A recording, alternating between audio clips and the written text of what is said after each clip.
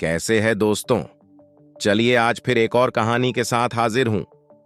तो चलिए फिर शुरू करते हैं। किसी गांव में एक साधु रहा करता था। वो जब भी नाचता था तभी बारिश हो जाती थी। इसलिए गांव के लोगों को जब भी बारिश की जरूरत होती थी तब ये लोग उस साधु के पास जाते और उनसे अनुरोध करते हैं कि वह नाचे, और जब वो नाचने व हंसने लगते तो बारिश जरूर होती थी। कुछ दिनों बाद 4 लड़के शहर से गांव में घूमने आए। जब उन्हें यह बात पता चली कि किसी साधु के नाचने से बारिश होती है तो उन्हें यकीन नहीं हुआ। शहरी लड़ के पढ़ाई लिखाई के घमंड में उन्होंने गांव वालों को चुनौती दे दी कि हम भी नाचेंगे तो बारिश होगी, और अगर हमारे नाचने से बारिश नहीं हुई तो साधु के नाचने से भी बारिश नहीं होगी। अगले दिन सुबह सुबह गांव वाले उन 4 लड़कों को लेकर साधु की कुटिया के पास पहुंचे।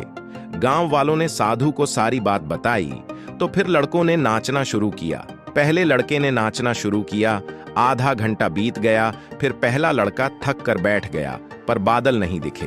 कुछ देर बाद दूसरे लड़कों ने नाचना शुरू किया और 1 घंटे बीतते बीतते वह भी थक कर बैठ गया, और बाकी दोनों लड़कों ने भी ऐसा ही किया, पर बारिश नहीं हुई।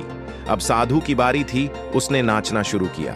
1 घंटा बीत गया, पर बारिश नहीं हुई। साधु फिर भी नहीं रुका। वह नाचता ही रहा। नाचते नाचते 2 घंटे बीत गए, पर बारिश नहीं हुई। 4 घंटे बीत गए, पर बारिश नहीं हुई।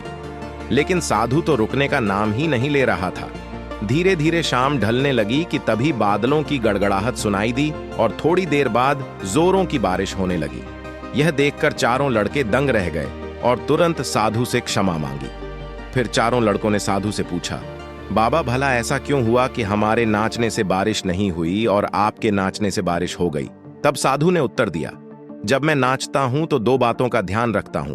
पहली बात तो मैं ये सोचता हूं कि अगर मैं नाचूंगा तो बारिश को होना ही पड़ेगा, और दूसरी ये है कि मैं तब तक नाचूंगा जब तक कि बारिश न हो जाए। तो सफलता पाने वाले में भी यही गुण विद्यमान होता है कि वो जिस काम को करते हैं उसमें उन्हें सफल होने का पूरा भरोसा होता है, और वह तब तक उस काम को करते हैं जब तक कि उसमें वो सफल ना हो जाए।